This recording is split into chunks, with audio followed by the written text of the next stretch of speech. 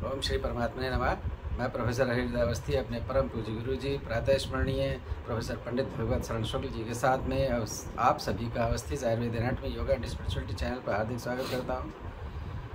गुरु जी वेदों के, धर्मशास्त्र के और सांख्य शास्त्र के विशेषज्ञ हैं और संप्रति काशी हिंदू विश्वविद्यालय से व्याकरण विभाग से सेवानिवृत्त हुए हैं और हम लोग सांख्य शास्त्र पर व्याख्यान कर रहे हैं। छठी कारिका है और उसके अर्थ को समझने के लिए, सरल भाव को समझने के लिए हम लोग अब गुरु जी की ओर चलते हैं। नमोऽस्तु सहस्रमूर्तये सहस्रपादाक्षिशिरोरुबाहवे सहस्रनाम्ने पुरुषाय शाश्वते सहस्रकोटियुगधारिणे नमः। कृष्णाय वासुदेवाय हरे परमात्मने प्रणतक्लेशनाशाय गोविंदाय नमो नमः। इस चैनल से संबद्ध सभी विद्वद्गण, सभी जिज्ञासु छात्रवृंद, सहृदय सज्जनवृंद एवं इस चैनल के संस्थापक तथा प्रबंधक आचार्य हरिहरदास अवस्थी जी, सांख्य शास्त्र के इस विचार सत्र में आप सभी का स्वागत है।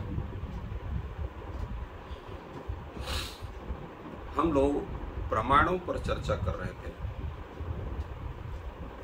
और सभी प्रमाणों में चर्चा करने के बाद आचार्य वाचस्पति मिश्र उस पर अपना एक विचार प्रस्तुत करते हैं। एवं तावत् व्यक्ताव्यक्त लक्षण प्रमेय सिद्ध्यर्थे प्रमाणानि लक्षितानि। ये जो तीनों प्रमाणों की चर्चा हुई है, ये चर्चा हुई है पदार्थों, जो प्रमेय रूप पदार्थ हैं उनके सिद्धि के लिए, उनकी जानकारी के लिए। वो कौन से प्रमेय हैं? तो व्यक्त, अव्यक्त और ज्ञात। व्यक्त का मतलब होता है महदादि, अर्थात महत्तत्व, अहंतत्व, पंच तन्मात्रा, एकादश इंद्रिय और पंचमहाभूत। ये इतने व्यक्त शब्द से कहे जाते हैं। और अव्यक्त का मतलब होता है प्रकृति। जो प्रकृति है उसको अव्यक्त शब्द से कहा जाता है। और ज्ञ का अर्थ होता है चेतन अर्थात पुरुष। तो ये 25 तत्व हैं। ये 25 तत्व ही प्रमेय माने जाते हैं सांख्य शास्त्र में। इनकी सिद्धि के लिए ये प्रमाण अर्थात प्रत्यक्ष प्रमाण, अनुमान प्रमाण और शब्द प्रमाण, ये 3 प्रमाण माने गए। तो जिसमें जो व्यक्त हैं उन व्यक्तों का ज्ञान प्रत्यक्ष प्रमाण से हो जाता है। तत्र व्यक्तम पृथिव्यादि स्वरूपता पांशुल पादा हालिकोपि प्रत्यक्षता प्रतिपद्यते। तो व्यक्त जो ये पंचमहाभूत आदि हैं, इनका स्वरूपतः ज्ञान कोई हलवाहा भी उसको प्रत्यक्ष रूप से जान सकता है। ये पृथ्वी है, ये जल है, ये तेज है, ये वायु है, ये आकाश है। इनका ज्ञान उस कर सकता है। और पूर्ववता चानुमाने धूमादृशा वन्यादीनि च, और उसी प्रत्यक्ष से संबद्ध, जैसे पर्वतो बन्हीमान धूमात में धूम रूप हेतु से पर्वतो बन्हीमान इत्याकारक वो जो है अनुमिति करता है। तो उसी तरह से जिनका ज्ञान प्रत्यक्ष से नहीं हो रहा है परंतु प्रत्यक्ष से कहीं न कहीं संबद्ध है, उनका जो है ज्ञान वो अनुमान प्रमाण से कर सकता है। तद्व्युत्पादनाय मंद प्रयोजनम शास्त्रम दुर्भिगमनानि व्युत्पाद्यम। तो तद्व्युत्पादना, उसकी व्युत्पत्ति के लिए, ज्ञान कराने के लिए जो ये शास्त्र है उनके लिए कोई बहुत आवश्यक नहीं है। मंद प्रयोजन शास्त्र अर्थात जो प्रत्यक्ष से सिद्ध वस्तु है, जो अनुमान से सिद्ध वस्तु है, उसको ज्ञान करने के लिए शब्द प्रमाण की आवश्यकता नहीं है। तो शब्द प्रमाण जो शास्त्र है उसका प्रयोजन वहां मंद है, कम है कि दुरधिगमेन, और सबके द्वारा उसका ज्ञान किया भी नहीं जा सकता, क्योंकि शास्त्र का ज्ञान करना ही कठिन। तो दुरधिगमनेन व्युत्पाद्यम, दुरधिगम दुरधिगम, तो बंध प्रयोजनम शास्त्र दुरधिगमम मैंने जो है कष्ट पूर्वक उसका ज्ञान किया जा सकता है। और जो दुरधिगम है, जिनका कि प्रत्यक्ष से सिद्ध नहीं हो सकता है, जो अनुमान से सिद्ध नहीं हो सकता, उसका ज्ञान करने के लिए ही इस प्रत्यक्ष प्रमाण के और अनुमान प्रमाण के अतिरिक्त शब्द प्रमाण को उठाते हैं।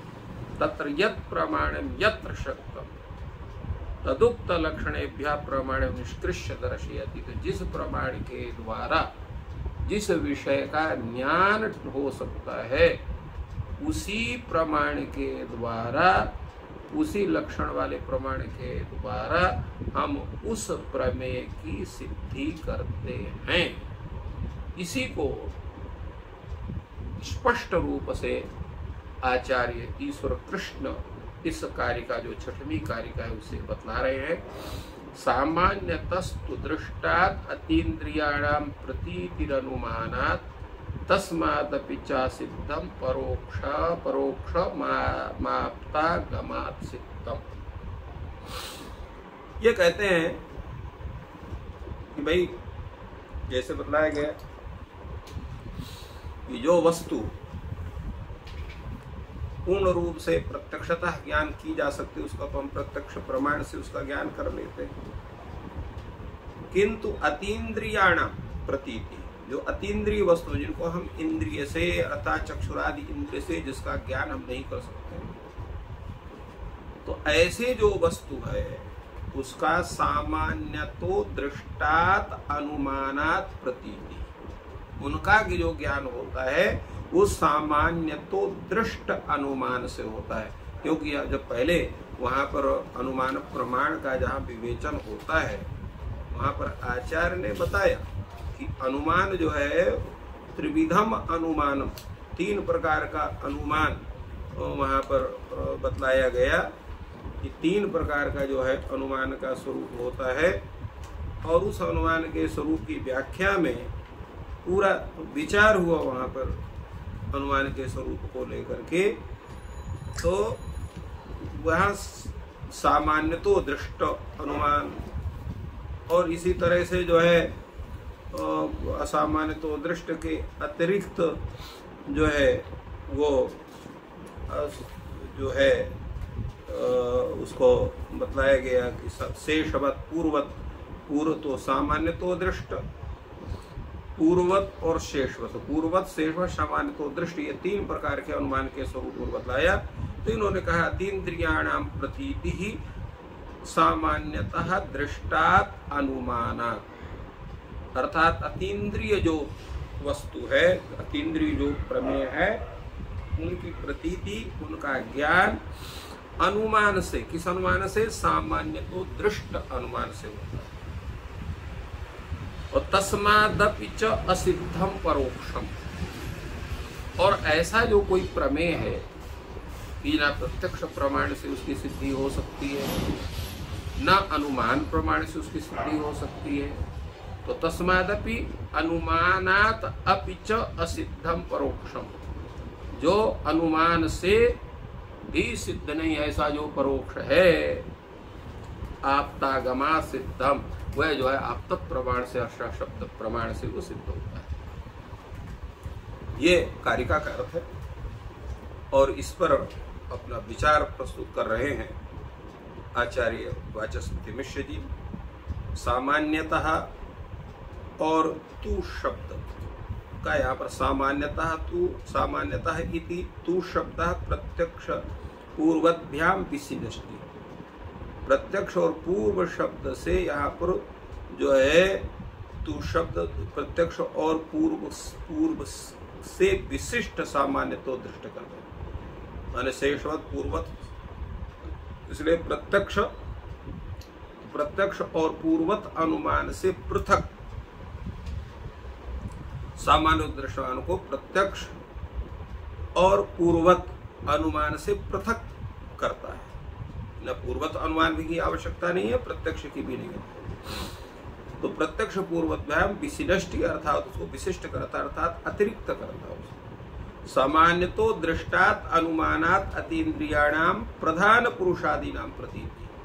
तो सामान्य तो दृष्ट अनुमान से जो अतीन्द्रिय है प्रधान पुरुषादि नाम, माने प्रधान का मतलब हो गया प्रकृति, पुरुष का मतलब पुरुष, आदि से महत्त्व, अहं तत्व और पंच तन्मात्रा इत्यादि की जो प्रतीति है उसकी प्रतीति इन्होंने करते हैं। और चितिच्छायापत्ते बुद्धे अध्यवसादित्यर्थ कैसे करते हैं?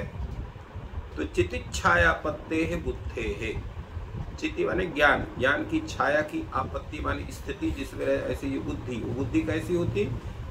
निश्चयात्मिकता बुद्धि, बुद्धे अध्यवसाया, बुद्धे निश्चया, बुद्धि के निश्चय होने से हम उसका ज्ञान करते हैं।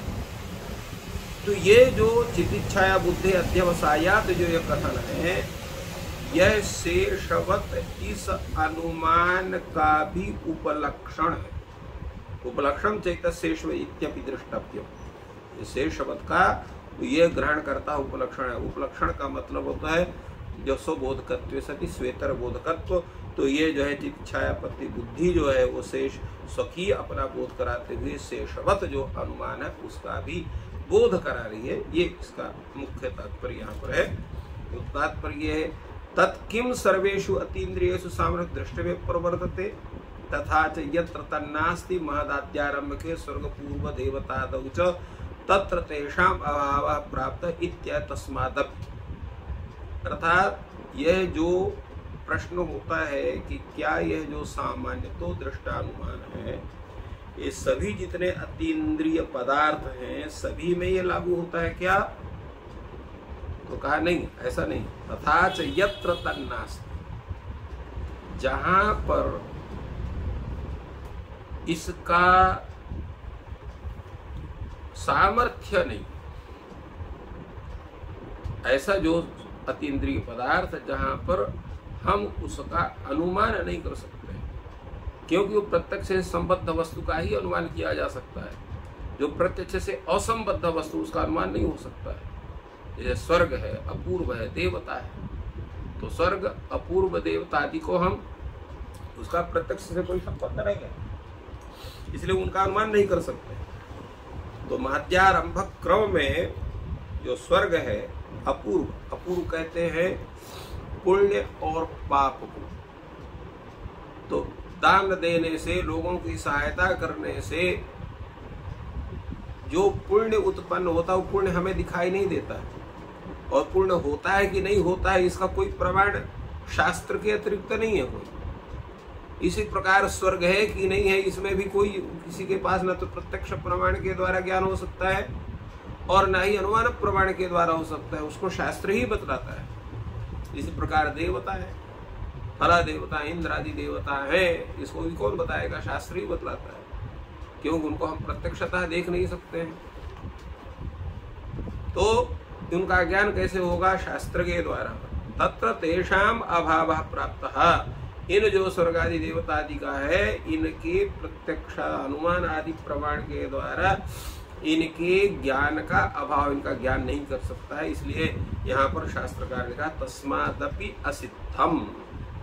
तस्मात् अर्थात प्रत्यक्ष प्रमाणात्, अथच अतीन तत्र अनुमान प्रमाणात् यत् असिद्ध, उनसे भी जो असिद्ध है।